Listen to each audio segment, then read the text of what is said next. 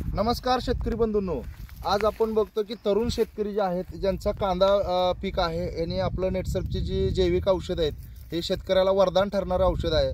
गेली 5 वर्ष झाले हे स्वतःच्या शेतीमध्ये नेटसर्फची औषधं वापरतात आणि भरघोस असं उत्पादन घेतात।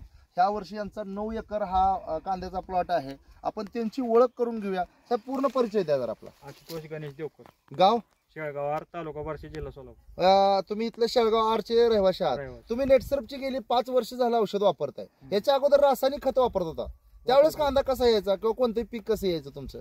कमी येत होतं प्रमाण, जरा म्हणजे उत्पादन कमी मिळायचं आणि खर्च बी जास्त होता।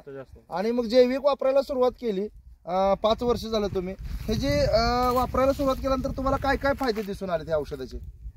कीटकनाशक आहे, थ्रिप्सवरचं काम करतंय, माल फुगवतोय, उत्पन्न जास्त आहे। म्हणजे रोगावरची औषधं म्हणजे जैविक औषधं इंटॅक आहे, अँटीव्हायरल आहे थ्रिप्ससाठी किंवा इतर जे टॉनिक, स्टिमरीज, बायो 99, NPK, शेत ही सगळी औषधं तुम्ही वापरलेली आहेत। ह्याच्यामुळे तुम्हाला काय काय फरक दिसून आलाय कांद्यामध्ये? हा किती दिवसाचा कांदा? हा 2.5 महिन्याचा कांदा। 2.5 महिन्यात सगळा प्लॉट एकसारखा आहे का आपला? आता खालचा बारीक आहे, हे आता म्हणजे किती टप्पे आहेत टोटल? 2 टप्पे। 2 टप्पे, 9 एकरात 2 टप्पे आहेत। हे कोणती व्हरायटी कांद्याची? येलोरा व्हरायटी। आता ह्याला जे औषधं वापरले त्यामुळे काय काय फायदे दिसून आले तुम्हाला?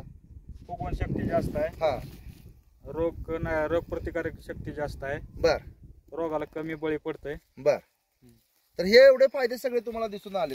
तर इतर शेतकऱ्यांनी रासायनिक शेती वापरलं पाहिजे का जैविककडे वळलं पाहिजे? जैविक वापरलं पाहिजे, कारण जैविक वापरल्यामुळे जमिनीची सुपीकता राहणार आहे आणि येणारं पीक निरोगी येण्यामुळे माणसाला सुद्धा कुठलाही धोका नाही। तर तुम्ही समाधानी आहात का साहेब? समाधानी। इतर शेतकऱ्यांना तुमचा काय सल्ला राहील? जैविक वापरावर, रासायनिक वापरून नये, जास्त उत्पन्न आहे, कमी खर्च आहे। धन्यवाद साहेब।